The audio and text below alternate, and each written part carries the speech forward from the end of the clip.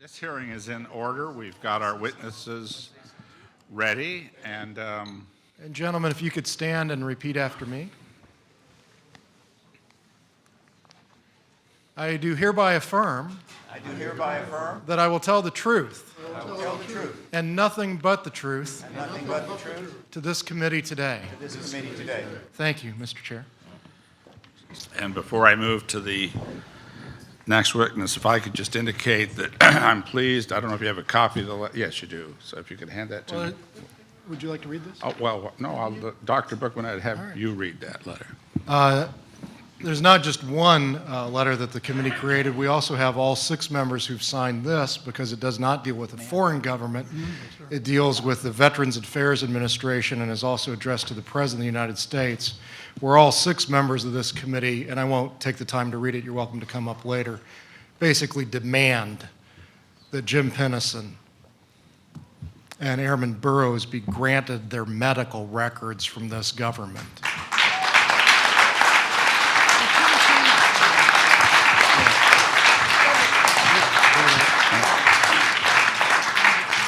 And this point of personal privilege, if I can just say that beyond the obvious benefits to those 2 heroic former members of the United States Air Force, the release of those records, the obvious medical benefits are clear, and that's alone enough reason for us to sign that. But the obvious implications of what's on those records in terms of breaking down the wall or putting another crack in that truth embargo are, I think, obvious to people in this room for sure.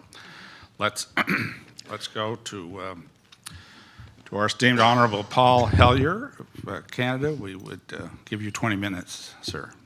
Thank you very much, Mr. Chair, and thank you for giving me this opportunity to speak.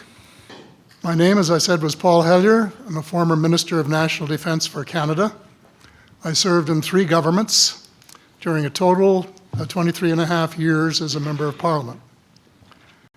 Although as Minister of National Defence, I had sighting reports of UFOs. I was too busy to be concerned about them at the time because I was trying to unify the Army, Navy, and Air Force into a single Canadian Defence Force. And that itself was a kind of battle to the finish. So this was not high on my agenda. But about 10 years ago, I started getting interested due to a young man from Ottawa sending me material on the subject. I told him I was too busy to read it, but he had confidence that someday I would. He sent me a copy of Colonel Corso's book, The Day After Roswell. It took me a while to get around to reading it, but I took it for my summer reading in 2005 and was really impressed with what was contained in it. And what I thought to myself is there are huge issues here, huge issues.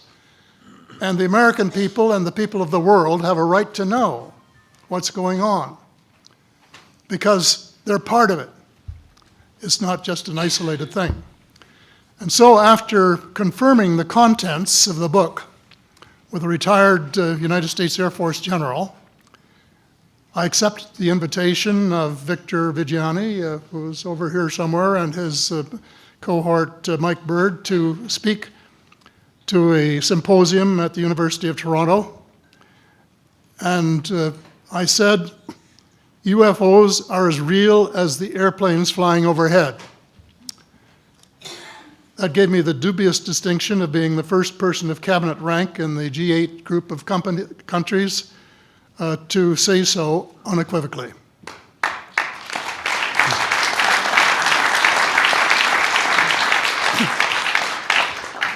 Since then, I've learned a lot from many sources, including a number of the fantastic witnesses that we have heard these last 4 days. They were so outstanding, I was just really blown away with them, the amount of information that was available. And I appreciate every single one of them.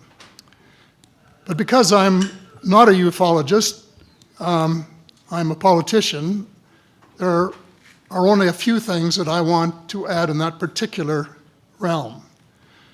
First is that about in the 1960s sometime, there was a flotilla of UFOs headed south that crossed into NATO territory in Europe. And the Commander-in-Chief of the Supreme Allied Headquarters in Europe was naturally very shaken. Fortunately, or maybe divine providence, before the panic button was pushed, the flotilla turned around and headed back north. Obviously, they had thought maybe they were Russian, and they were very concerned about it. Anyway, an investigation was launched into this whole subject, and a document was prepared which concluded that at least 4 species had been visiting Earth for thousands of years. And this is my own view at this stage as well. So, except for that, there are just a couple of things that we've talked about that I'd like to refer to. And one was that we were referring to them as they until this morning when Linda Moulton Howe, I think she was the first one, actually named 3 different species. I have brought my latest book called Light at the End of the Tunnel, A Survival Plan for the Human Species, as an aide-memoire, and I name 5 different species here. I'm aware of more now. As a matter of fact, I saw a document just a few days ago that mentioned 20. And I think you, Mr. Chairman, were interested in some of the places they might come from.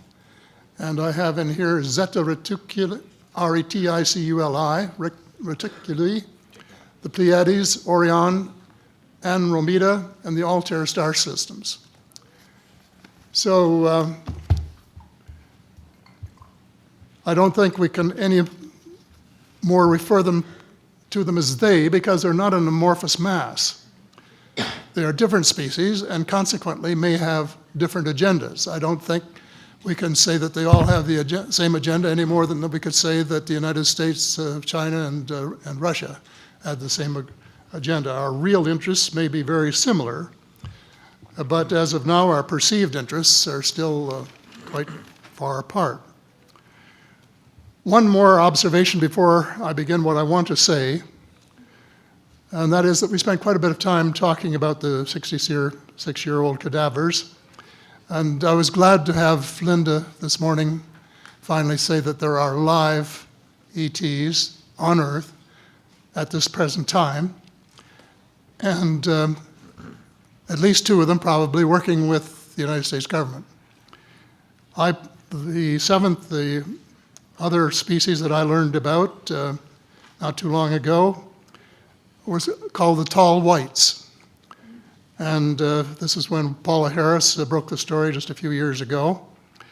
And through her good offices, I had the chance to talk for about 3 hours with former Airman Charles Hall and listen to this absolutely fascinating story of how he was working with, first of all, he was scared out of his skin, but after that, when he got to know them, how he was working with, and finally they became to trust each other and have a good working relationship with the tall whites at the gunnery range at Indian Springs in Nevada. And these tall whites were living on United States Air Force property and working in cooperation with the United States Air Force and sharing technology with them. He wrote a book, incidentally, called Millennial Hospitality. There are 4 different versions, but Paula says that Millennial Hospitality number 2 is the best. I think that's the one I read, and it's a very interesting read if you want to sort of get inside the problem of what it's like to bump into these people floating across the terrain in the desert. Well, enough on that for now. My interest is in full disclosure. And my only caveat is I think probably I would say 95 to 98% full disclosure. I know of 1 or 2 things that I'm not sure should be in the public domain, at least yet. They will be someday, I'm sure, but not maybe immediately. But just as children survive the idea of the Tooth Fairy and Santa Claus when they become adult, I think that tax-paying citizens are quite capable of accepting the new and broader reality that we live in a cosmos teeming with life of various sorts. The fact that some other civilizations are more advanced than we are may be humbling, but that could be a necessary step in our survival. The world is an unholy mess. We have at best until the end of this decade. In my book, I said we have 10 years to stop global warming if we don't want it to be beyond the point of no return. 2 years has gone past since it was written, so I say we have until the end of the decade to arrest global warming. Yet our leaders don't even talk about it very much except in a superficial way. They appear to be more interested in starting wars to control more oil and, in effect, prolong the gravity of the threat. Of course, even if they took the problem seriously, they wouldn't have the finances to finance the transition from oil to the clean economy, to clean energy, because we have an infinitely silly banking and financial system in the Western world.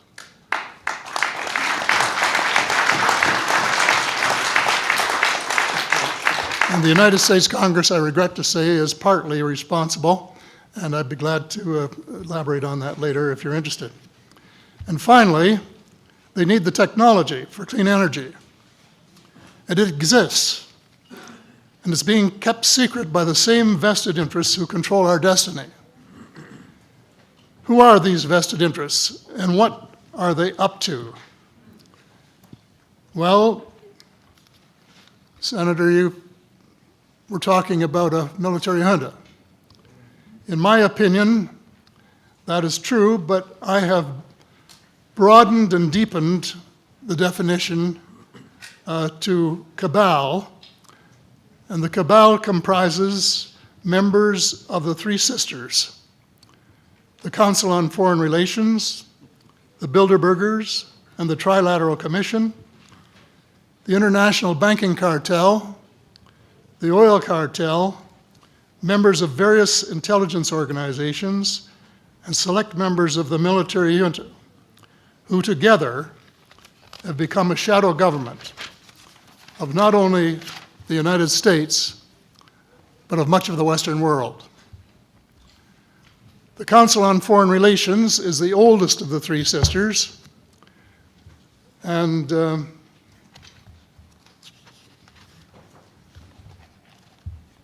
as early as October 1940, years before Germany surrendered to the Allied armies and to vaporize Hitler's vision of empire, the Council's Economic and Financial Group drafted a memorandum outlining a comprehensive policy, quote, to set forth the political, military, territorial, and economic requirements of the United States in its political potential leadership of the non-German world, including the United Kingdom itself, as well as the Western Hemisphere and the Far East. The Council made no effort to disguise the fact that the purpose of the Grand Area and later world hegemony was to support an expanding U.S. economy, to provide it with raw materials and markets for its products.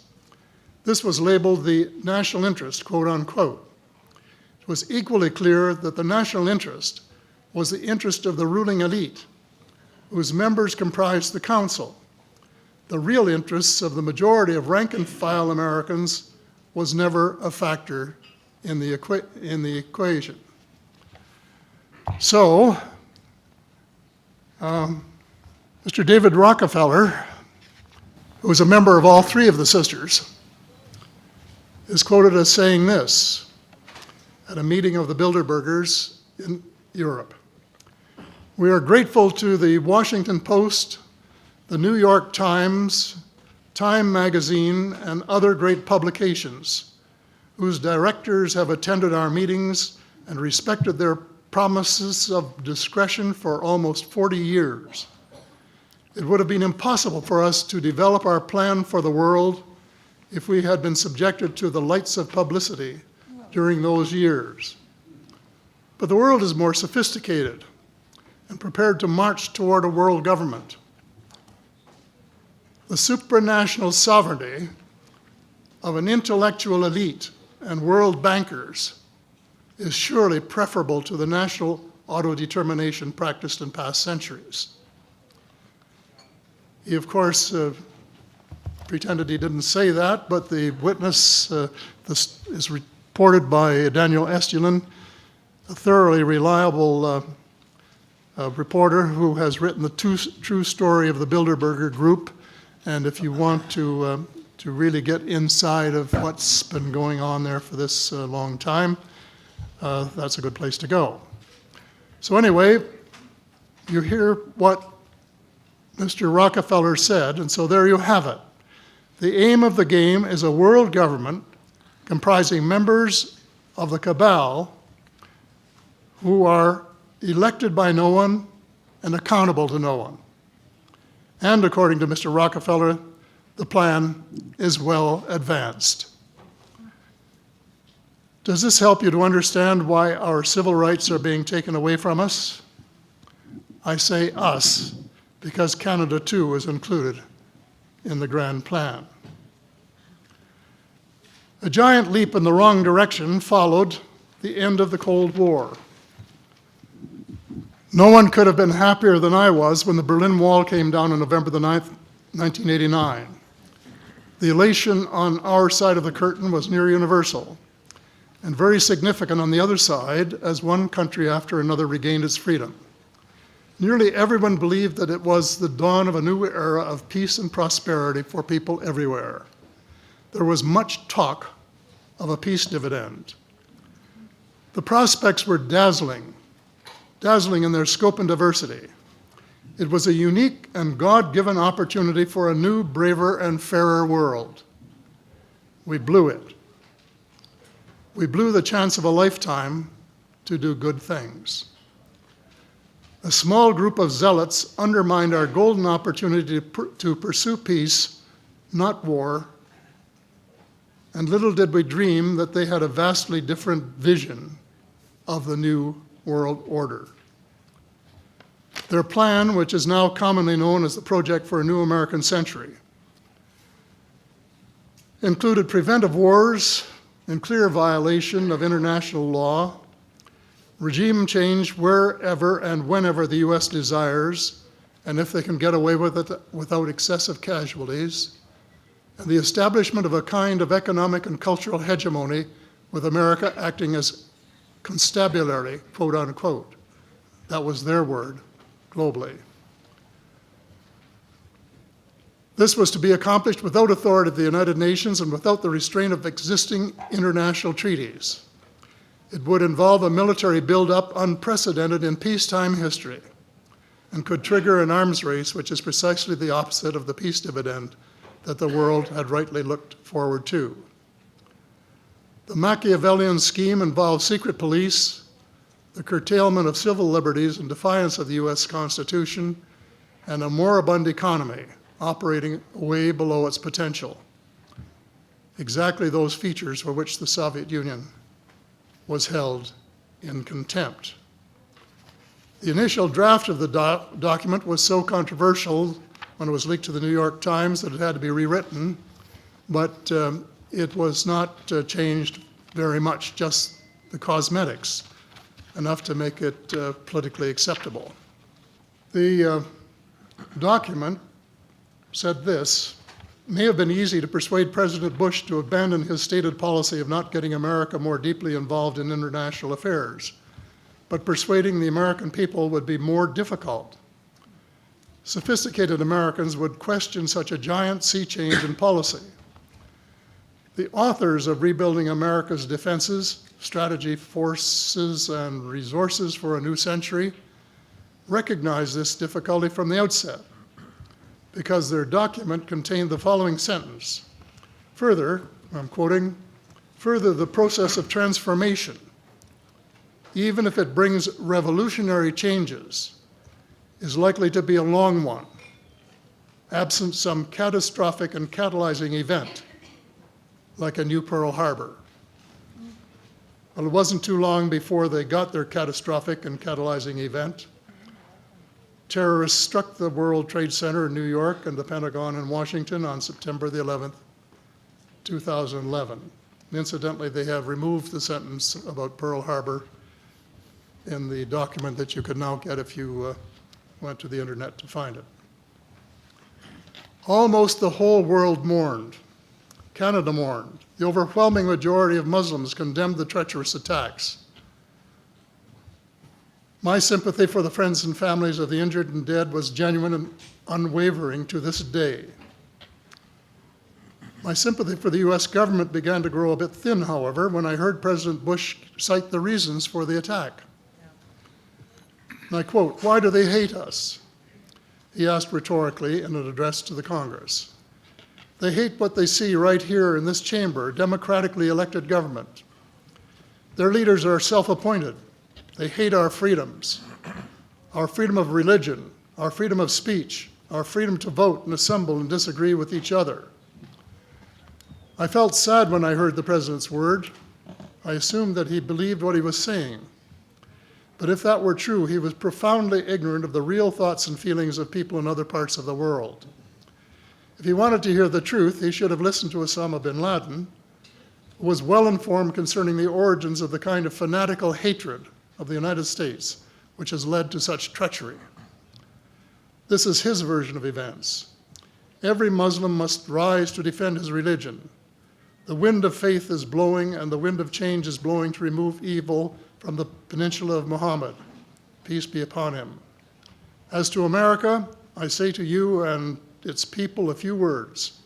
I swear to God that America will not live in peace before peace reigns in Palestine and before all the army of infidels depart the land of Muhammad. Peace be upon him. That is clear enough. The dislike of America has nothing to do with democracy versus dictatorship, or wealth, or freedom of religion, or freedom of assembly. It is directly related to American foot-dragging and stick-handling a just settlement of the Palestinian question. Mr. Hellyer, I'd hate to interrupt. Time has expired, but I'm very happy if the panel has no objection to allow another minute or two to finish your statement. How much time do you think you need to finish it? I think probably somewhere between 1 and 5 minutes, most. I think we'll give you 2 minutes to finish your statement, as much as I'd like to grant more. Thank you. Okay. In short, American foreign policy was the root of the conflict. So here we are more than a decade later fighting another war that can't be won. There is no country on earth powerful enough to protect its citizens against fanatical hate, as we learned from the Boston Marathon. And the mere attempt to pursue the impossible pits neighbor against neighbor and the state power structure against everyone. All of the freedoms won by the millions of men and women who fought and died in World War II are being flushed unceremoniously down the drain. The only hope of peace is a negotiated settlement. This will require a paradigm shift in American attitudes. It involves a de facto renunciation of the plan for a new American energy and the adoption of a pledge of cooperation with all humankind to build the kind of world which we are collectively capable of. Young people everywhere need to be challenged by a noble cause. They need to be involved in arresting global warming, creating a banking system that is just and sustainable, and lead the way in the transformation to the new reality that we have to live in harmony with our celestial neighbors, as well as seeking peace on earth. In a word, we have to become spiritual beings and practice the one tenet that the world's major religions have in common, and that is the Golden Rule. In this field too, and I just want to read one paragraph at this time, if you'll allow me, Mr. Chair. This is from the late Dr. John Mack, an American secular Jewish psychiatrist who became a world leader in interviewing abductees, or experiencers, as he called them, came to this conclusion in a startling book, Passport to the Cosmos. Quote, "Although the aliens are not themselves gods, their behavior is sometimes anything but godlike. Abductees consistently report that the beings seem closer to the Godhead than we are, acting as messengers, guardian spirits, or angels, intermediaries between us and the divine source. Thank you. Thank you very much.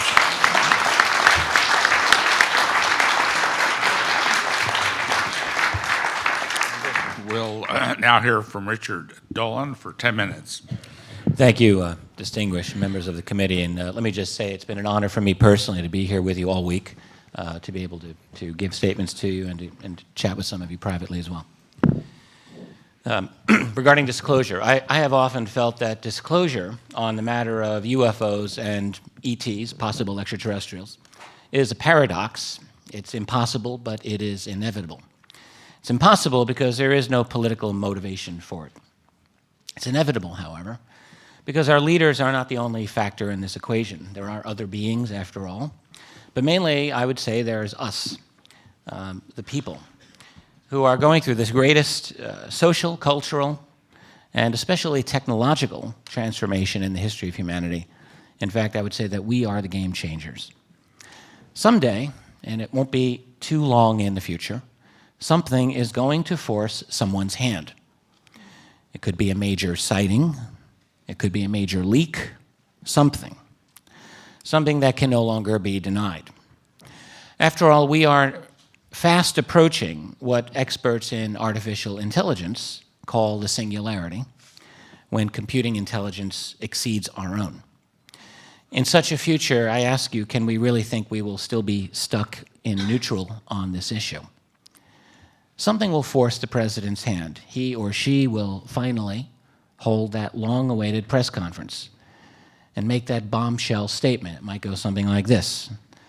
I have been advised by the National Security Council and heads of our intelligence community that there is a reality to some of the UFO phenomenon, in that some UFOs are real physical craft not manufactured by any known civilization on Earth, or words to that effect. It's the kind of statement that many proponents of UFO disclosure would like to hear, but the real question is, what next? Because there would be quite a few follow-up questions.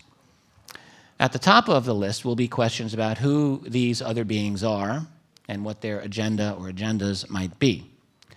And this will be a very difficult question for any president to answer. In the first place, there is a likelihood that even the leaders of the black budget or breakaway society that have been on top of this for years, they may not even know, or at least not fully. And what if they do know? And moreover, what if at least some of that answer includes information that might be upsetting? Divining the intentions of non-human visitors or permanent residents, whatever they may be, might not be the easiest thing to do.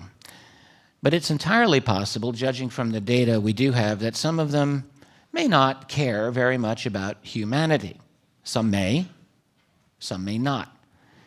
And what if an agenda has been determined within the intelligence community, and this agenda includes something to do with alleged abduction phenomena? And even if that isn't true, does any president honestly believe he or she can contain rampant speculation along these lines? And even if the intentions of these other beings are said to be neutral or positive, there will clearly be tremendous suspicion by large swaths of humanity. This will not be an easy sell. There will already be a sizable number of people predisposed to interpreting these other beings as nothing less than demonic.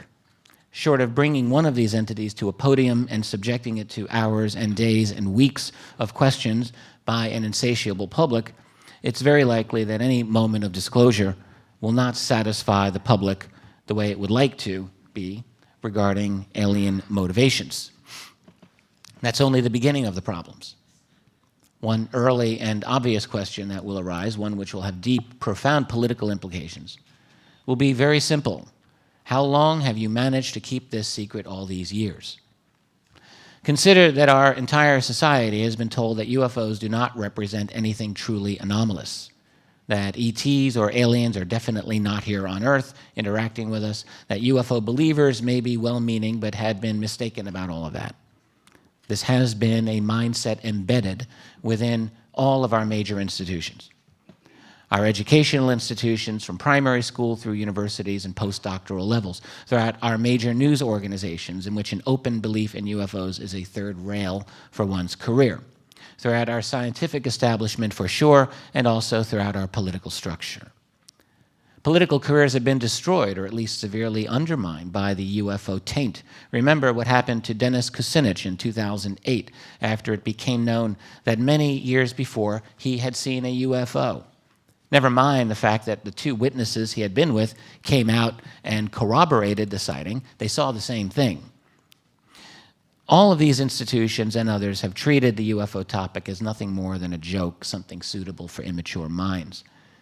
Can it really be that the professors throughout the United States uniformly have dismissed this phenomenon without any cooperation from the intelligence community? Ditto the world of science, politics, and media. Well, no, not when the most modest amount of research shows strong intelligence community influence over all of these institutions. In other words, people will see very clearly that the national security apparatus has created a global culture that has suffocated the truth. Researchers will begin to investigate in a serious way just how these relationships have undermined the credibility of all those institutions and undermined our apprehension of truth. The result will be a major cultural and institutional house cleaning, but it won't stop there. Citizens will naturally want to know specifics about the structure of secrecy itself. That is, they will want to know, if the US president has been out of the loop all these years, as it seems, then who exactly has been in the loop? Who has been running the UFO cover-up? If the answer is anything along the lines of my own research so far, it will show that the cover-up has long ago gravitated away from formal presidential authority into international and private hands. It's not that the US president is a non-player in all of this, but rather is more like the public face of the true power elite that stands behind. We all, I think, have come to understand this when it comes to power in general, and this will likely be the case when we begin a sophisticated analysis of UFO secrecy. In other words, the moment of disclosure will trigger an intellectual revolution worldwide relating to the true structure of power on planet Earth. It will be a moment in which the world sees and acknowledges that the emperor has been wearing nothing at all. The political fallout will be tremendous, and a great battle will develop within the first year of disclosure. Think of it this way. Just because the president has been forced into making an announcement doesn't mean that the CIA and all the other intelligence groups that have been managing this will simply walk away. There has been a concerted effort spanning an entire human lifetime to control this topic. A great deal has been invested, and mere disclosure is not going to change that. The real issue in the immediate post-disclosure world will be who controls the spin on the story. Because right away there will be a great divide, a chasm. Once this topic is available for open discussion, you can be sure that people around the world will be demanding answers. You can be just as sure that on the other side of the fence, information will be handed out as sparingly as possible. Government spin doctors will be out in great numbers trying to control the situation according to national security policy, although this time independent UFO searchers may get a public hearing that they hadn't gotten before. If the official spokespersons are making misleading or false statements, it's going to be a bit easier post-disclosure for independent researchers to point this out, because this time the world will be much more likely to listen. And there will be many, many more investigators into this topic after disclosure than there are today. How all that will turn out, only time will tell. There are so many other messy issues relating to global finance, energy, truth commissions, lawsuits, cultural transformations, cultural wars, religious and spiritual changes, scientific paradigm shifts, and ultimately geopolitical changes that will allow us to meet the challenge of, shall we call them others, here on planet Earth in some sort of coordinated, hopefully logical manner, and even more hopefully in some way that answers to the people rather than a handful of elite human players. And for that, We will need a groundswell of public pressure from below and tremendous political energy, ethics, and courage to take on the black budget culture that has dominated this subject for so long, and to begin a long, hard fight to reclaim some measure of freedom and dignity for humanity while we begin a new, better, and more mature phase of our existence. Thank you. Thank you, Mr. Dolan.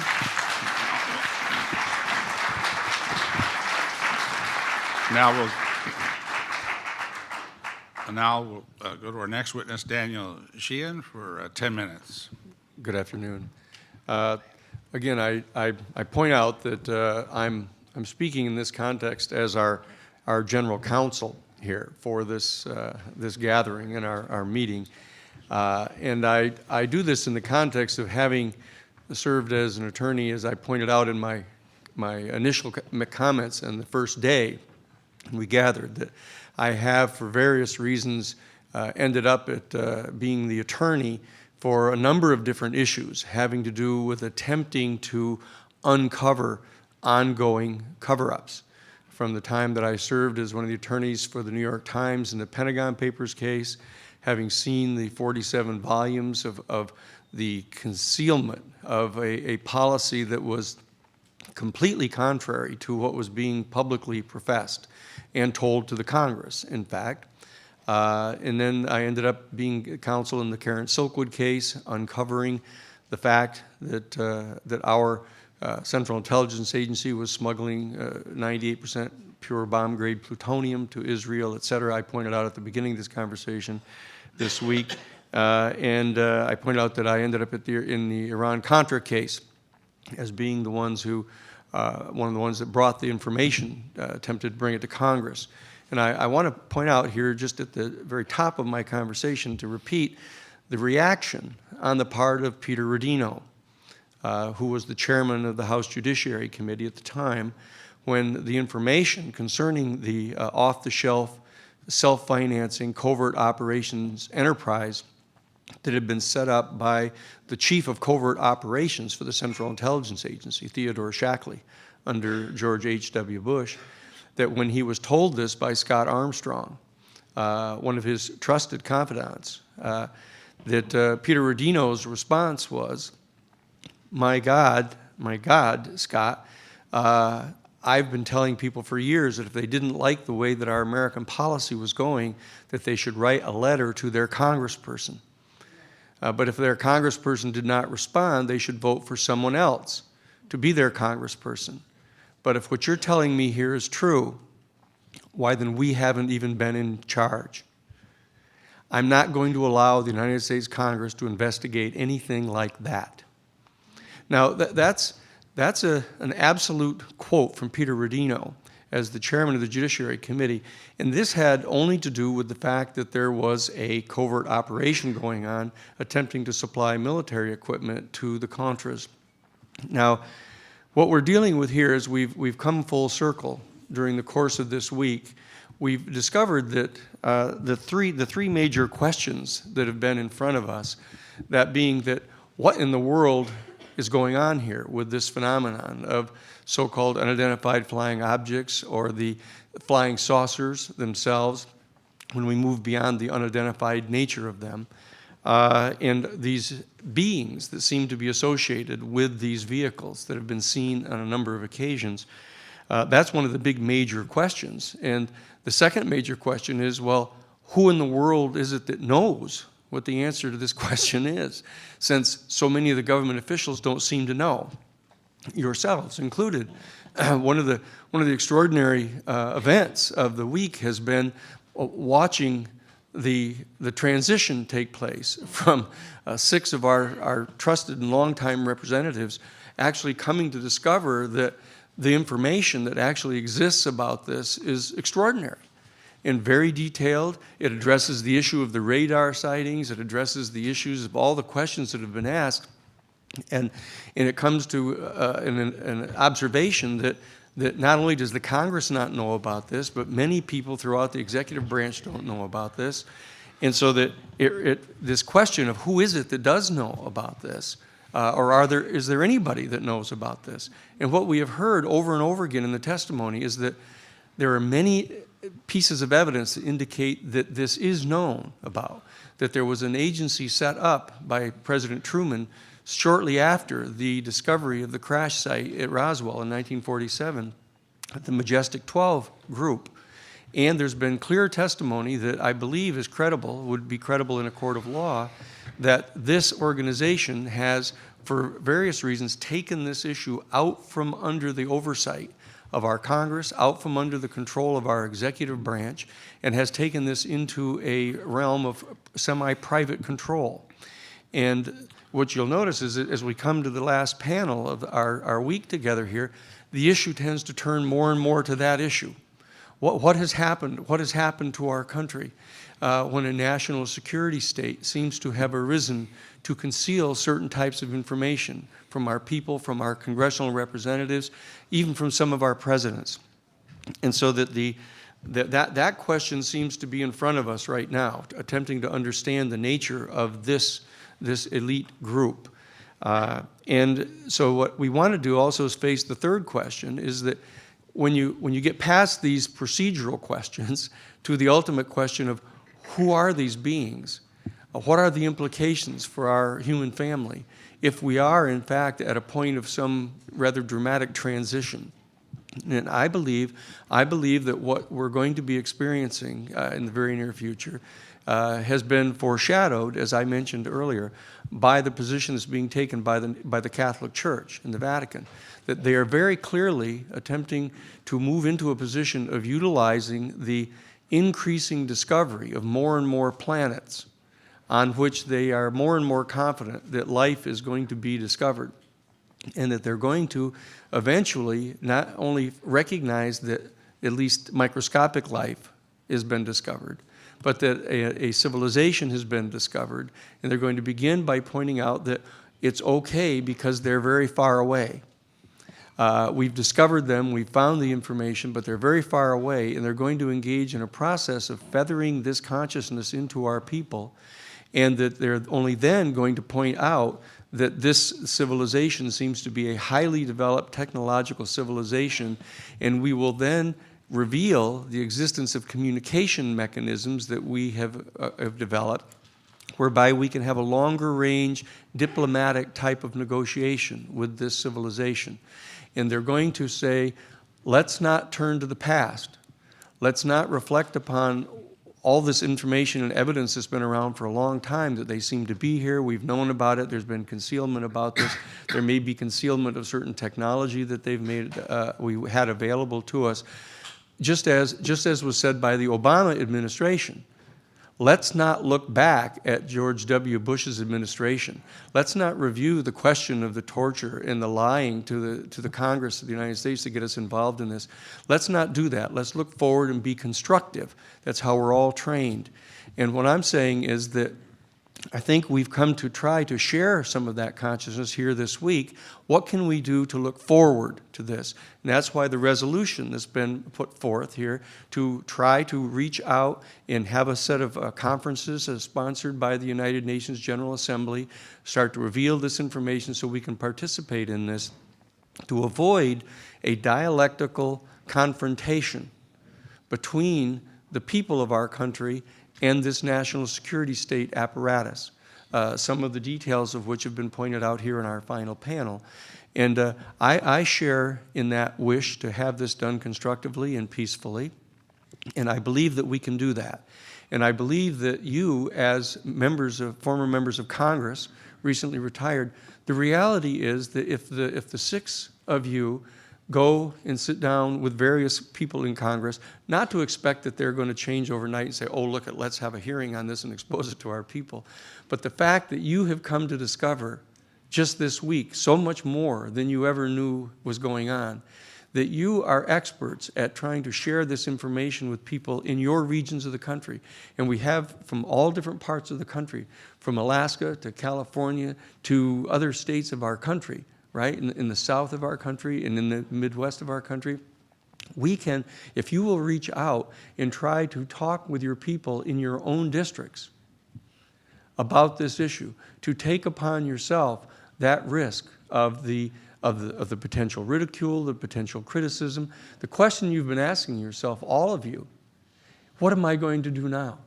What am I going to do now that I have left the Congress? Am I going to continue to represent the people in my district? Am I going to attempt to educate them? Because if you have come to the same conclusion that I came to when I was given the privilege of representing Dr. John Mack, if you've come to the same conclusion that I have, this is one of the most important issues that you've ever encountered in your life. And you are the most skilled people to go and share this with your own constituency and reach out and help us. Okay, And that's what we're asking for you to do. Thank you for your statement, Mr. Sheehan.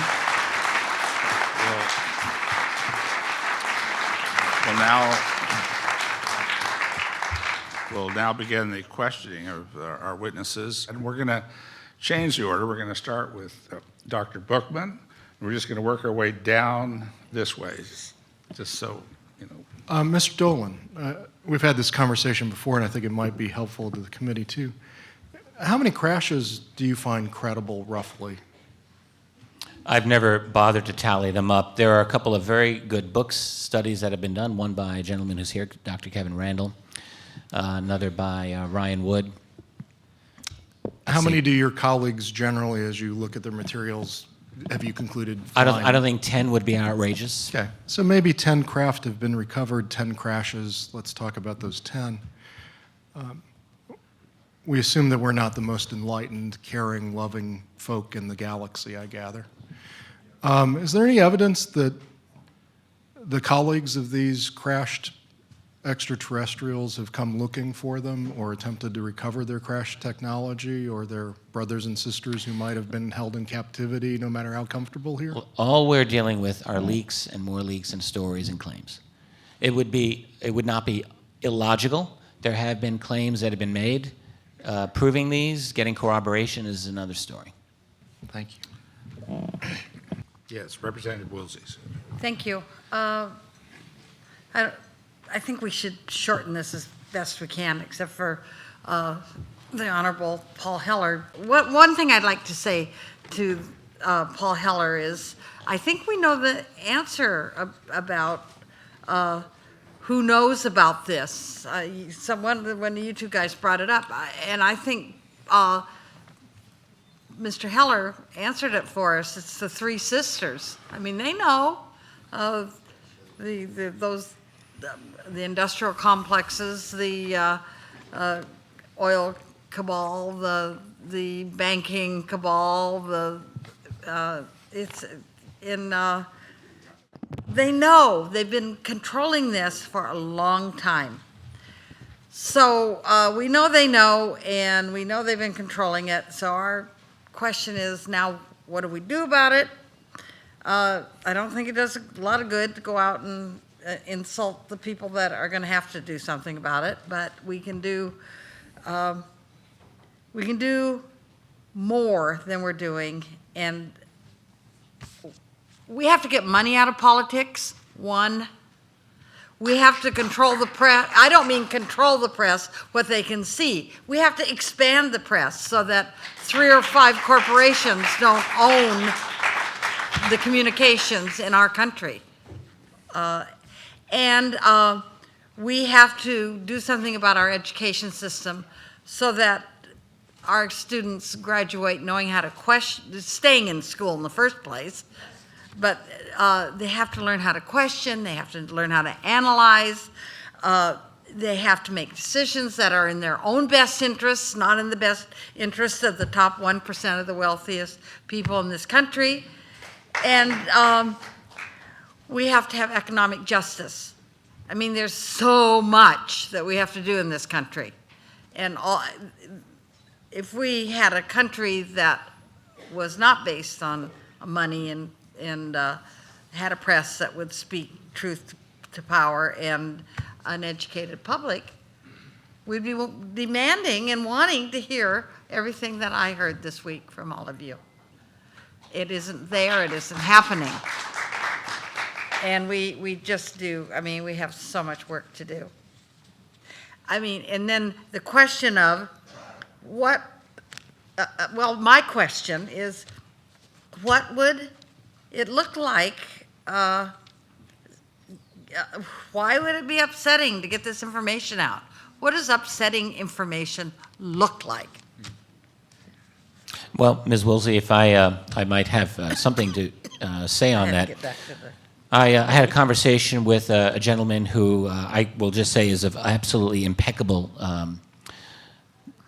credentials, who told me of his personal knowledge of a briefing that was given to President Jimmy Carter back in June of 1977 on exactly this matter. Now, he doesn't know the details of what was said, but he does know that it was a briefing about the extraterrestrial presence. This was in June of 1977. It was the beginning of his first year. And at the end of that meeting, that the president was seen with his head in his hands, elbows on the desk, and weeping, or deeply upset. Something was told to him that was very upsetting. I asked this individual if he had any idea what it was. He did not bother to speculate. But I will say that I have another gentleman who was a senior cabinet member in the first Reagan administration, who similarly told of being taken for several weeks after he got his job to an underground facility to receive a briefing, and was deeply upset because, as he said to a trusted family member, I have a daughter, and I am terrified for her. So there's something going on in which this phenomenon is either threatening, or we might speculate beyond the control of the political powers that are officially supposed to be representing us. I suspect Well, both. it is beyond control. It's the three sisters that are running it. So, thank you. Thank you, and let's go to Representative from Maryland. Thank you very much. I want to, for a few moments, dwell a bit on a problem that was mentioned by both Mr. Hellyer and Dr. Bookman. That is the constitutional issue here.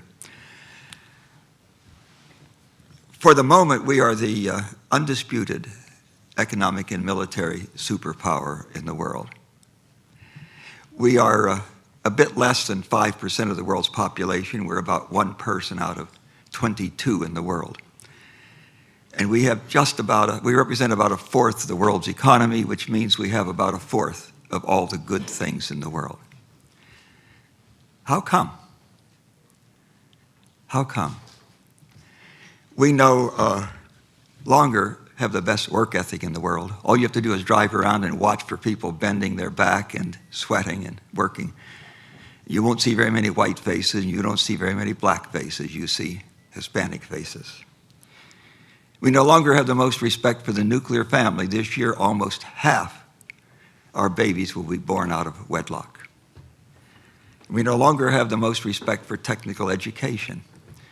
This year, the Chinese will graduate 7 times as many engineering students as we graduate. How is it then that we are so darn fortunate that we're the undisputed economic and military superpower in the world? I think it's because of our enormous respect, and we have a fourth of all the good things in the world. I think it's our enormous respect for civil liberties. There's no other constitution, there's no other Bill of Rights that protects civil liberties like ours. And I think, by the way, you've mentioned it, gentlemen, we are not a democracy. We have democratic process, but we are a republic. Benjamin Franklin asked. Yeah. There's a fundamental difference there. There's a fundamental difference there. I'm very concerned that because our government today so easily ignores the Constitution to do what they think are good things, that tomorrow, like some of the functions of our government that I think are extra-constitutional, if not unconstitutional, like ignoring the First Amendment requirement that the citizens have a right to petition the government for a redress of grievances, and there's a grievance that there's not been a hearing on this for a very long time. If the government can ignore the Constitution to do good things today, tomorrow they can ignore the Constitution to do bad things. Other countries have done it. When my ex-chief of staff, who is now my colleague, called me and asked me if I was interested to do this and warned me that there was a big probability that a lot of people would relegate me to the lunatic fringe for coming here, I told her that the primary reason that I would come was that there's a serious constitutional issue here. The citizens have a right for their government to tell them what's going on here. And I want to thank both of you for bringing up this constitutional issue, because I think it is a very serious one. A government which ignores the Constitution to do good things today, what they think are good things today, can ignore the Constitution to do bad things tomorrow, because they will rationalize that they are good things tomorrow. So thank you very much for your shared concern of this issue. Now yield back.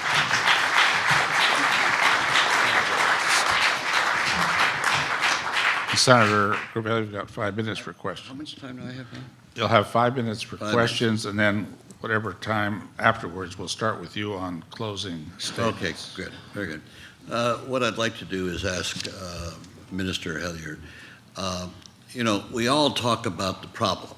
In fact, that's all I hear is defining the problem. We got to think in terms of solutions. What's your solution to the problem? You have got problems. Wall Street runs your economy, and the military, you elect a president who is presumably commander-in-chief of the armed forces, but he's not cleared to know what the troops and his commander are actually doing. So I think, you know, there are some big problems, but I think Congress ultimately has the key to both the future of the United States and of the world. And this is what bothers me, because they're not exercising their power to change the things that have to be changed. But if you'll indulge me, I'd like to read 2 pages from advice from the extraterrestrials. And I think they've got a lot of good advice, because they know what's going on more than we do sometimes. This is a quote from Jim Sparks, who was probably the most abducted of all the people who have been abducted. And he was taken away one night late on. He'd been abducted dozens of times before that. And he said, I found myself standing in that abandoned carnival park, clear-headed and fully conscious. There were those creatures again, and I could see that their holograms of human faces were cast over their faces to disguise their true appearance and make me feel less apprehensive. I noticed that each alien seemed to be concentrating and communicating or transmitting its thoughts to the creature to my left. They seemed to be of like mind, as though combining their consciousness into one telepathic voice. They continued, and now this is quoting the ETs. There are some things you need to understand. Yes, it's true that we have been in contact with your government and heads of power. It is also true that we have been It is also true that agreements have been made and kept secret from your people. It is also true that in the past, some of your people have lost their lives or have been badly hurt to protect the secret. Our hands had no part in this. We contacted your leaders because your planet is in grave trouble.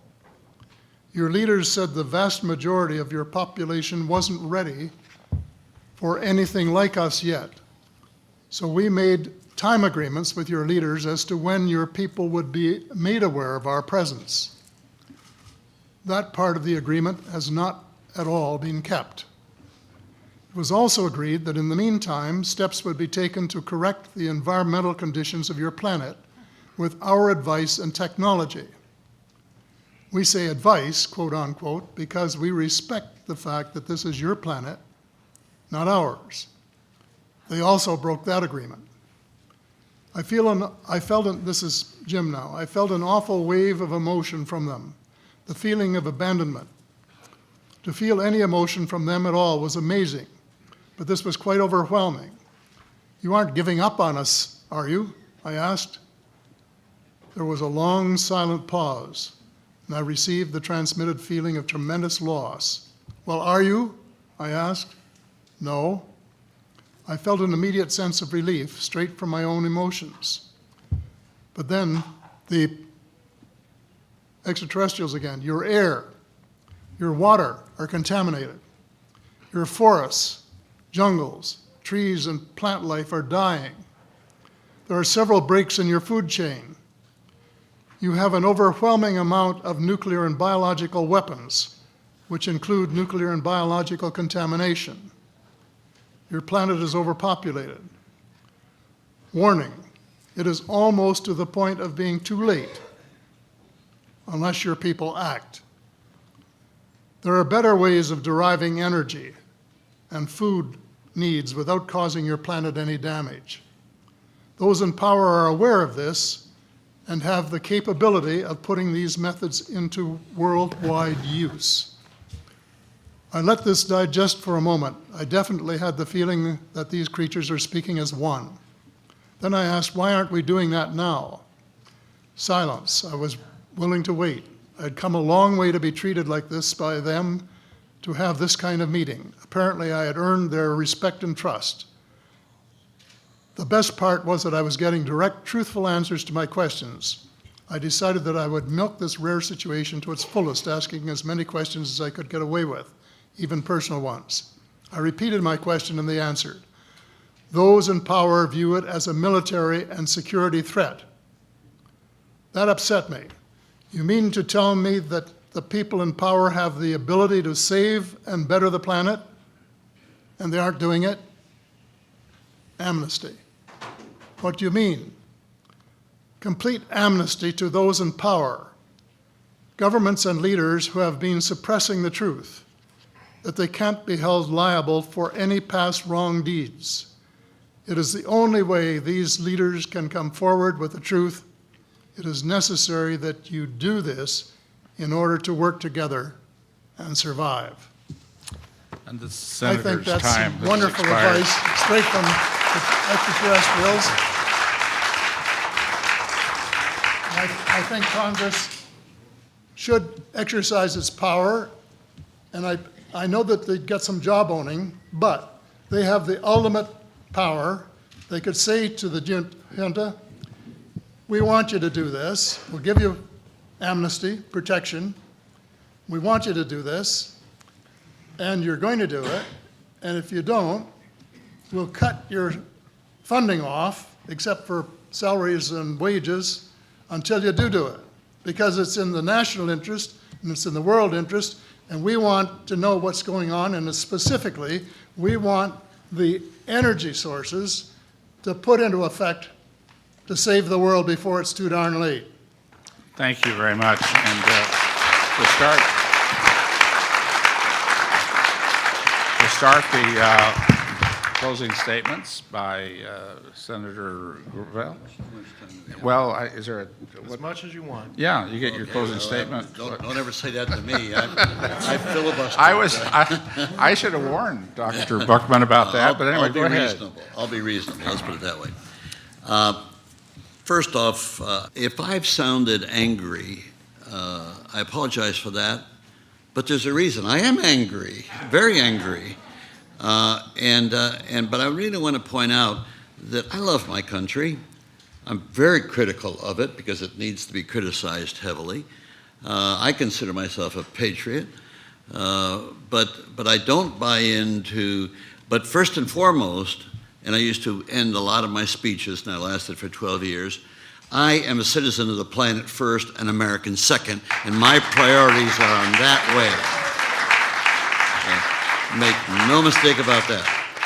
Now, when we're analyzing the problem, whether it's the extraterrestrial situation issue or the 9/11 issue, which of course ginned up the ability of the crazies to really go after the world, we have to start and be a little humble and say, hey, those of us that have held office for a period of time, you know, it's during that period of time that things have gone to hell. And when people say, well, you know, we ought to take back our country, we never had our country. If you read the Constitution that was passed in 87, and 89, the First Amendment. You know, we were putting in slavery for infinity. And if you look at, and if you, those of you that have this brochure, you'll look at all of our forebears that said the people should have the right to change their government. And that's based upon the Declaration of Independence, where all human beings are created equal. Well, 12 years later, they're in Philadelphia, and they're not creating all human beings equal. What they're doing is they're making a distinction that white males are the only equal ones, and if you have enough property, the rest. And so those who get married to the Constitution, they like to rip the Constitution apart. And then when you say about, obeying the Constitution, after the Civil War amendments, which really fundamentally is the only improvement made in the Constitution of size because it expanded the franchise. And if you look at the amendments, the rest of it are just housekeeping. And so from the Civil War on, we had 90 years where, 12, 13 states were in total violation of the Constitution of the United States, and nobody gave a darn about it. And the political parties were all part of the conspiracy. So when you advance from there to here and look around and see how our scientific advancement has been so explosive, and we are stuck in a system, a structure of governance that's 250 years old that is totally irrelevant to dealing with our problems that we face today. And then so we look at, say, oh, we're going to go to the Congress. I got to tell you, I've said that earlier in the week, it's a dead letter, and hold your breath, it's never going to happen. And it's not that I'm demeaning the Congress, I've been there, and I'll tell you that they don't have the power that you think they have. It was always... They won't use it. But no, I don't want to engage in anything. I respect your views, but I just want to tell you that the problem, you have to come to some kind of a search internally with some humility and say, maybe, just maybe, our structure of governance is deficient. We don't have a democracy, never had it. What we have is representative government. That's what came out of the age of enlightenment, was representative government, where the majority of the people give their power away to a small minority. And that small minority, and you want to know what happened? $4 billion was spent in the last election, and our government, the Congress, the executive, the bureaucracy, the judiciary, they are owned lock, stock, and barrel by the Wall Street, the military-industrial complex, and all of the special interests that we find abroad. And then when you see what's going on with NATO, is nothing but the militarization, the globalization of the military-industrial complex. That's what's going on. And I referred to a study where it showed that 1,300 corporations with interlocking directorates and family ties own 60% of the wealth of the world. And then you've gone through the litany of the Bilderberg Group and all of that group. Sure, they do what's natural to them. They've got power, and they're clever enough to keep it and work for it. Our task is to look at the structure of why we're failing as human beings. And I say all of us, because we've had testimony replete of people in the military who are supposed to be courageous and prepared to charge up the hill, that they defer to authority that silences them. And if you reason it out, it doesn't make any sense that they have to keep secrets like that. I had to make that decision in the Senate and put myself at risk when releasing the Pentagon Papers. Those were top secret documents. And the rest of the Congress was stymied like little kids in school that you could go read it, but you couldn't take any notes. They tried to impeach me, and I was saved by one person, Mike Mansfield. He had such power in the Senate. He stepped before a delegation led by Gerald Ford, brought it with Hugh Scott, went to visit him and said, well, we got to deal with this Gravel for what he's done. And Mansfield turned to them, sucking on his pipe. He says, he's done nothing that I know of, and they walked right out. That was the end of the story. That saved my career. And when I went to see Mansfield, and I get emotional about it, because when he turned to me, he says, Mike, if I'd had your courage, I'd have done the same thing. But stop and think what I did. The whole Congress had bought into the secrecy of these documents, and I had turned it all over and made the Supreme Court moot and put to shame the newspapers that were now afraid to do that. And the issue with the Supreme Court. Our government representative government is designed to keep the people in civic adolescence. That's what it's the design. What is adolescence? Oh, I want that, but I don't want to pay any taxes. I want that, but I don't want to pay any taxes. That's adolescent behavior. Now, how do we bring the people to adulthood, civic adulthood? How do we do it the way we bring our children up? We give our children responsibility as they age, and then they come to adulthood. So it's taking responsibility. But when you have a structure of government that doesn't permit the people to take responsibility, you guarantee the continuation of civic adolescence. And so what I've tried to do with this work, and this represents the last 25 years of my public life, and it'll continue until the day I die. And that is that the answer is the people. It's not your leaders. Don't trust your leaders. It's the people. There's only two venues for change. One is the government, wherein structurally the problem exists, and the other is the people. The government won't, but the people can't, because they give their power away.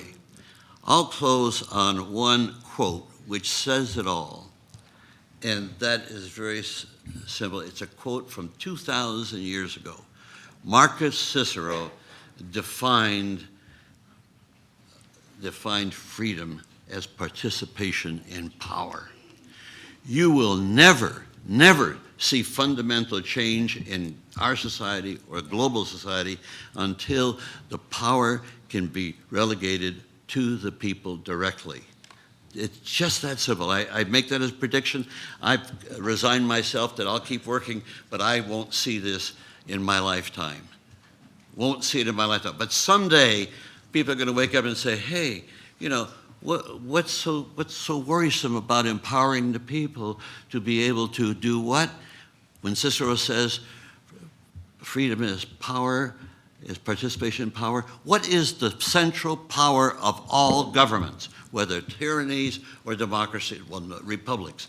It's the ability to make laws that stand outside of ourselves and that we're supposed to obey them. At this point in time, only representatives make laws, and these representatives de facto are controlled by these forces beyond our control because they control society. So the answer is to find a way to empower people to be able to make laws. Therefore, they will have the power to, one, to do away with the secrecy in government. Does it surprise you that 50% of the people don't even care about government? And this is not Einstein's theory. Well, it is Einstein's theory, and that was, he said that to repeat over and over again something that doesn't work is the definition of insanity. That's a great theory. So we vote for Democrats, nothing really happens. We vote for Republicans, nothing really happens. We go to Britain, we see one government, that government, nothing really happens to advance the needs of the human race. And so you can only come to one conclusion, that the answer is not with the elites, because they're going to, and they manipulate our elections. Mind you, I raise money from special sources to run for office, and I manipulate my constituency. I do that, and I'm sure any successful politician has done that, is to manipulate the constituency for your thinking. And to think that we in elective office want a turnout of voters, hell no. We want a turnout of our voters, not the general voters. So the whole structure of representative government is very deficient. So let me lead with this, that I have personally unreserved faith in the people. And if you don't have faith in the people, what do you have faith in? The leaders? And that's exactly where we're at today. And so if you want to see this issue of being able to maturely, and I don't think we have close to the maturity to deal with the extraterrestrials. And we don't have the, now, we're told, and I'll accept that we have the scientific ability to send ET home. Well, it's being sequestered away from the people, and that's a tragedy, because there's a lot more out there that could benefit the human race, but we can't get our hands on it because we don't have the structure of governance to be able to go at it. And so let me close on it. If those of you that don't have this, you can go to our website, National Citizens Initiative for Democracy. And that's hopefully, it won't succeed in my lifetime, but it is my contribution and a legacy. Forget the Pentagon Papers, forget the nuclear critique, forget the end of the draft. This is the contribution that I think is worthwhile, and I won't live to see it. Thank you very much.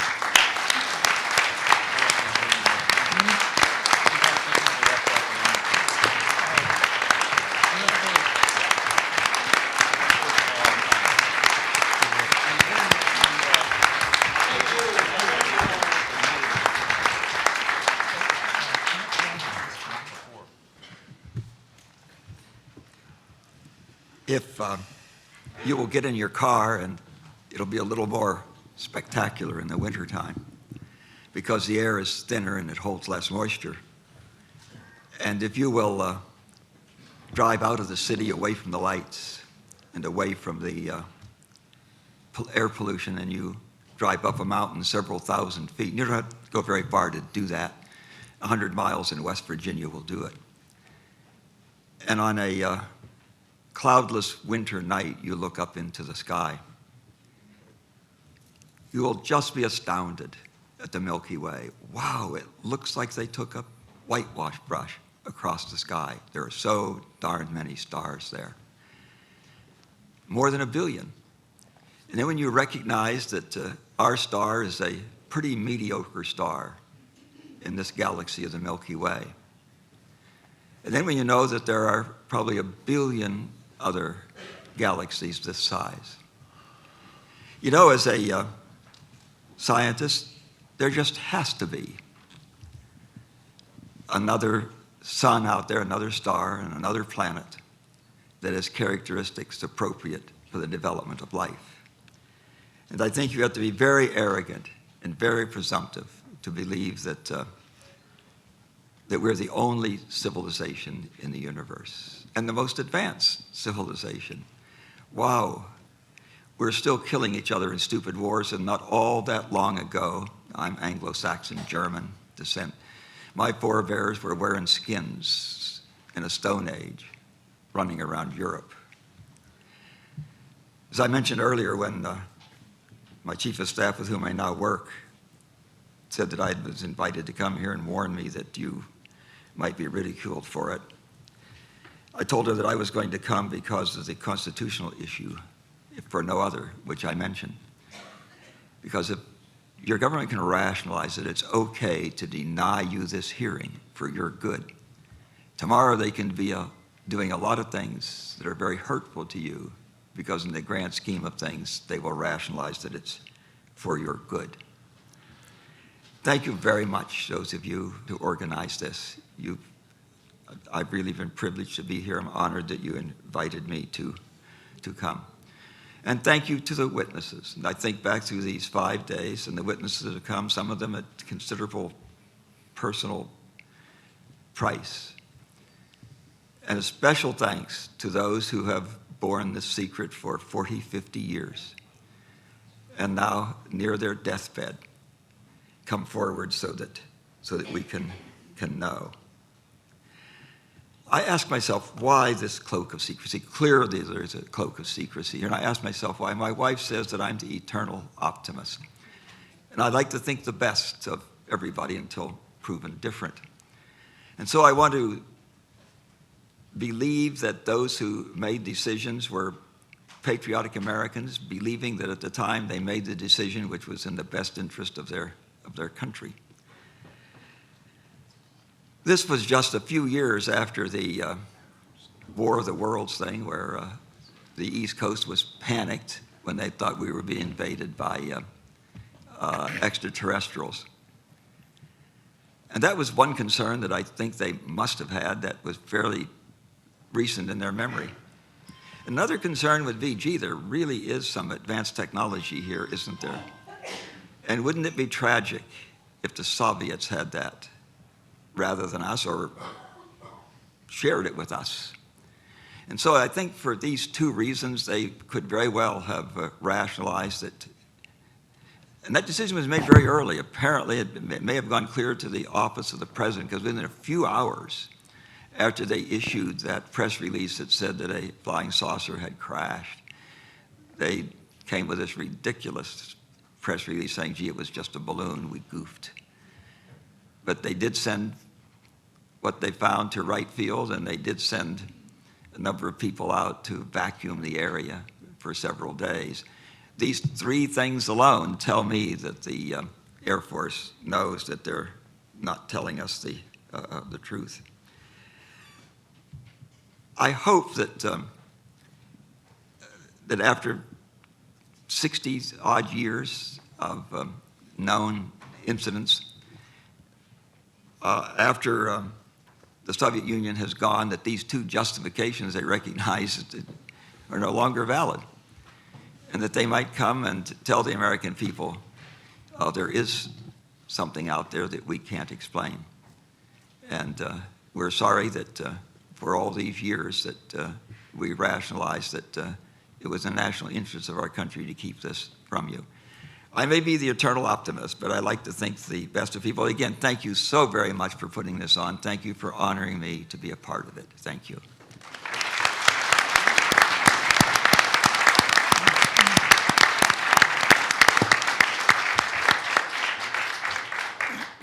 Yes, I certainly want to thank everybody that's been involved in this, this whole operation this week. And I just want to say how grateful I am for being contacted and asked to participate, and how glad I am that I accepted this opportunity to be on this panel. But I want to focus my closing statement and keep it very short on the witnesses. I still can't believe the quality of the witnesses that we've seen this week. There's been about 40, this is meant as a total compliment. I can't, when I contemplated coming here to Washington for this, I certainly couldn't imagine that you could assemble in one conference that number of people with that level of capability, competence, commitment, and intelligence. The witnesses are far better than I think any one of us had a right to expect when we accepted this. And maybe it's because I don't know enough about ufology, but... And Congressman, there is 5 more behind every one of those 40 that could come forward just as strong. I'm starting to have no doubt about that at all after hearing what just a small sampling of pilots and controllers and people on the ground that have seen things and witnessed things. And the integrity and believability, honesty, and clear thought of each of these testimonies was something to behold. I have to say that. I'm just very impressed on that, and I'm going to conclude the remarks by saying to all of the witnesses, and each and every one witness, if you're a researcher, you keep on researching and redouble those research efforts. If you're someone in the media that's trying to understand this and help promote it, work harder at it. And you're doing a good job, don't get me wrong, but I just want you to redouble this because if it's true, and I've announced before I even came here that I believe in extraterrestrial life, and that was from a religious standpoint. So I've been focusing on scientific evidence of it, and let me just say this. I'm like sorry the name slips me, but the person that used to be the minister of, or in the Ministry of Defense, Nick Pope. I'm like Dick Pope. I haven't come to a definite scientific conclusion on that question, but I hope in this short lifetime I have left, I can based on science. And if you researchers will redouble the efforts, and if anybody that can help fund and resource this kind of effort can get committed and get going, because, hey, I can tell you, this must have cost some real money, what you've done here, and that's a compliment to the fundraising skill that you obviously all have that have been involved. So I'd just like to end with this final sentence. Keep working hard. Use this as just kind of a springboard to redoubling your efforts. Thank you very much.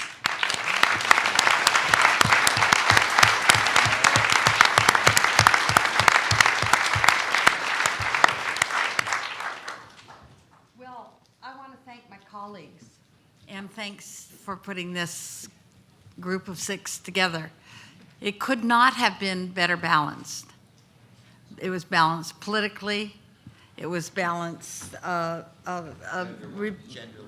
gender-wise, absolutely, and it was balanced with our beliefs, you know, and it's so clear. People say we don't get along. We get along, and when you take the politics out of it, it makes it a lot easier. Now I will say what we say in the Congress when we want to save time, is that I echo our chairman's viewpoint on the witnesses. He said it perfectly. The knowledge, the experience, and the integrity of this group of witnesses made it this such an important week for me, and I know for many others.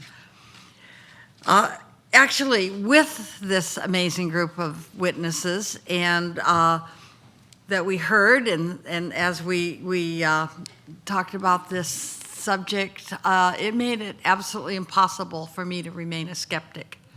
And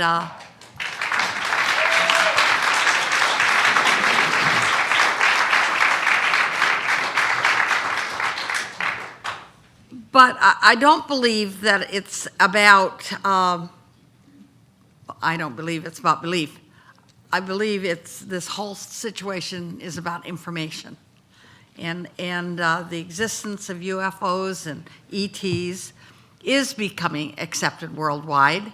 And the information we received was so important to support that and defend it.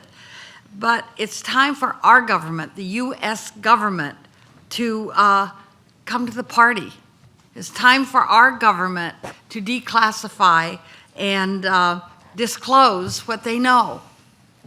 And it is time that they trust the people of this country, that they can handle this information, whatever they think we can't handle, because they are dead wrong, and it's going to get in the way of the get along of this nation we live in.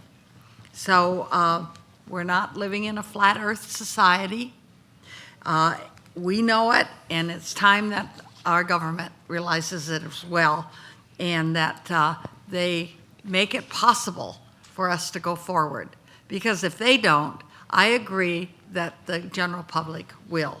And I thank you again for making this all possible. Thank you.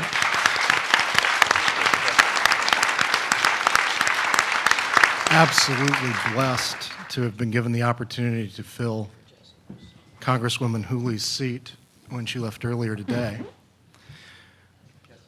I'd like to echo what Congressman Cook said about the heroic actions of the witnesses who came here this week, and what Congressman Bartlett said about those brilliant stars under that winter night in West Virginia.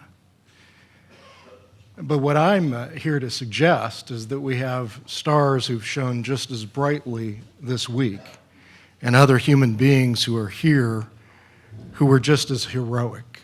And I'd like to share a little bit about that. I shared my gratitude for Congressman Kilpatrick, who was the first to say, yeah, I'll do it.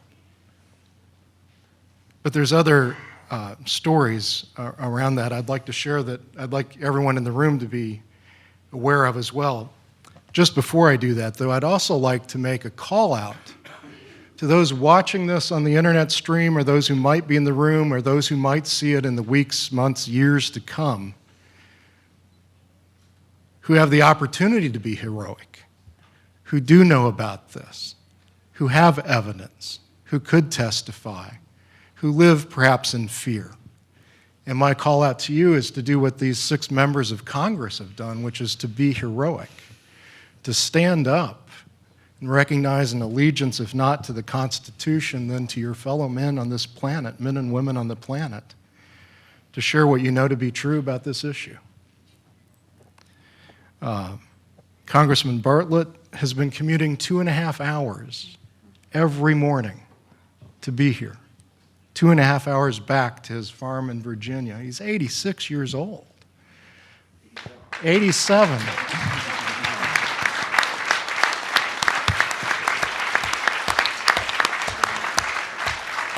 Sir, you're a hero to me.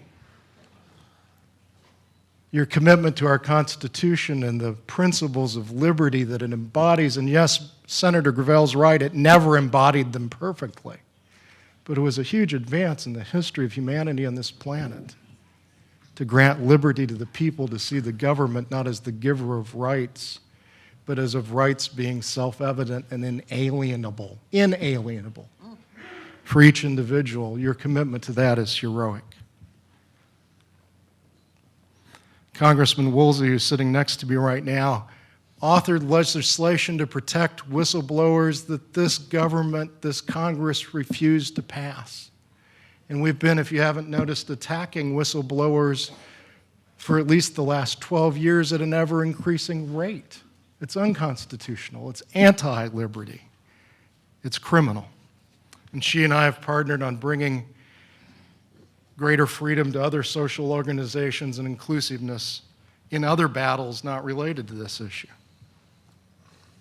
I mentioned Carolyn being first earlier, and I want to say how great a gift that was to all of us putting this together. Again, somebody had to be first.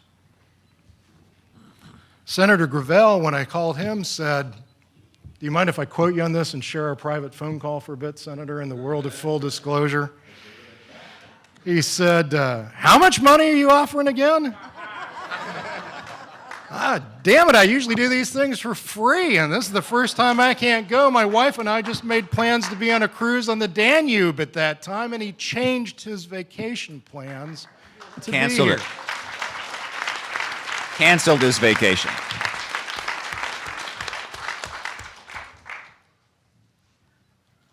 Very few people in this room know, but just this past Sunday, Congresswoman Hooley was in the hotel, the Washington Plaza, sobbing because she had just learned her sister had died a couple of days earlier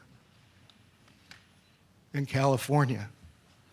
And she'd had the opportunity to say goodbye to her sister, but she was devastated, and she came here anyway. That's a hero to all of us. And then one more and I'll conclude, but I think it's fair to say, as a fairly hardcore libertarian, I've had a seething contempt for most of Congress for most of my life. I'm currently serving as the chair of the National Libertarian Party's Platform Committee and thinking about these issues of how do we save what was once the land of the free and the home of the brave and has become the land of the bailed out and the home of the terrorized by the tyranny of its government. But I've fallen in love with Congress this week. You all have been learning about UFOs. I've been learning about the great character of the men and women who actually do serve this nation. And if you're representatives of what's still there, even a portion of it, all hope is not lost. Merrill Cook invited me to come down and brief him. He lives about a half hour from my home in Park City. And when I got there, I discovered that he's the full-time caretaker for the love of his life, Camille. And he has every door of his house locked from the inside out so that she doesn't wander off. She's suffering from Alzheimer's. And his one concern before he agreed to be here was, if I come, would it be possible for my wife to be in the audience where I could see her so that I know she's okay because I'll never put her in an institution. She's the love of my life. But I need to have her in a seat where I can see her with someone sitting next to her so I can focus on the testimony. And sir, if I could love my wife half as much as I've seen you as an example of love to yours, I'll be okay. You, sir, are a hero as well.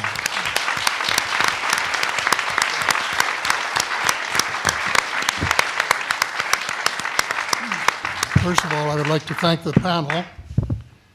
You'll be interested to know that I had considerable empathy with you to see all of that information being thrown at you so fast and on a subject which was completely foreign to you.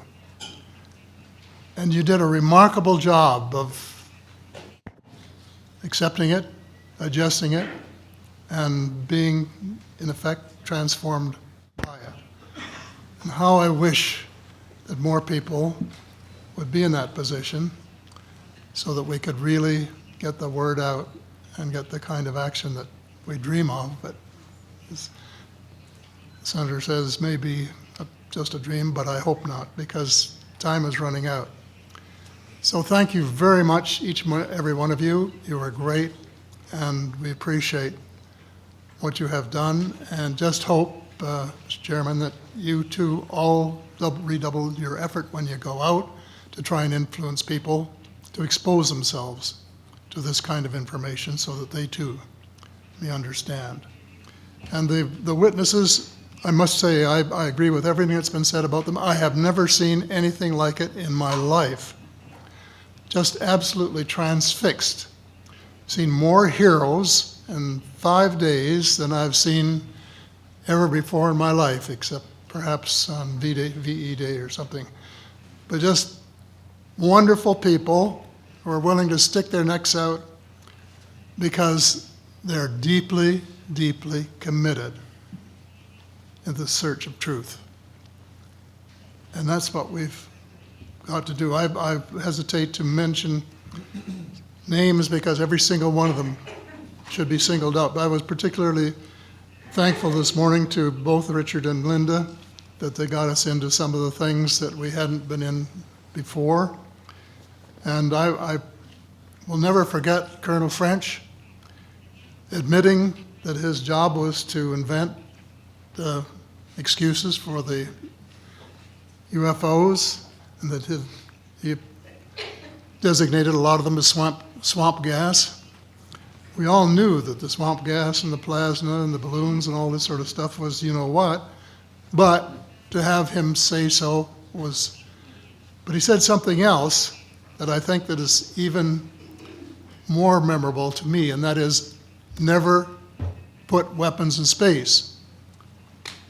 To adhere to the space treaty.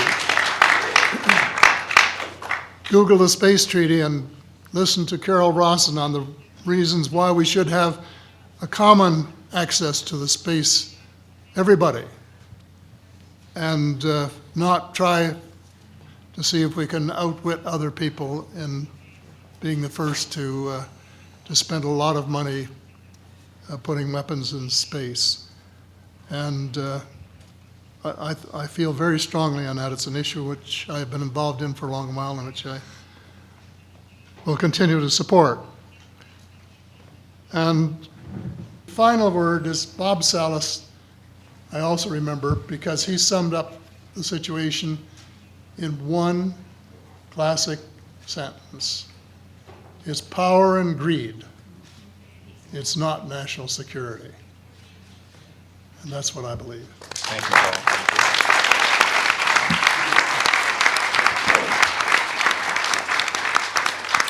And Paul mentioned heroes. Let me introduce one now. Jesse, do you have a few words to say before we leave? Well, I have a few words. I'll keep these remarks short because everything's already been said, really. But I do want to express my appreciation and honor in presenting my story to this panel that we have. You know, since 19 47, I have known that we're not alone in this universe, because based on the material I saw that my dad brought in from the desert, I realized this is not of human manufacture. So if we didn't make it, it means somebody else did. And you know, when you look out at the night sky there in New Mexico, you realize this beautiful place that we live in is called the universe, or our galaxy. As a matter of fact, there's 10 to the 22nd power stars in the known galaxy, which equates the number of grains of sand on the beaches of the Earth. And to say that only one grain of sand out of that multitude has sentient life like us around it is just begging the question there. Because someone once said very truthfully that if we're the only ones here, there's an awful lot of wasted space out there. And so anyway, you know, I started thinking about this. You know, people ask me, how did this affect my religion? You know, my belief in God. Well, you know, I believe in the intelligent design, because if in the very beginning, at the Big Bang, when things were created, if the parameters were changed just ever so slightly, like the rate of expansion of the universe, or the charge on the proton or the electron, or the masses thereof, had that been off by 1 trillion from what it turned out to be, we wouldn't be here, nor would our cousins from outer space be here too. And you know, again, my philosophy, I think we're all related. People of Earth, people of star set, you know, wherever they come from.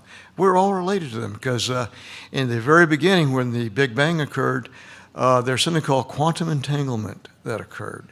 And Einstein calls this spooky action at a distance, but that means that all particles created in the Big Bang are related to each other. One example is where they would take two matched particles, send one of them, could be light years away, but you make one change in one, the other one changes correspondingly instantly, like there's faster than light communication. So again, we're all related, we're in this universe, and we have a lot of cousins out there.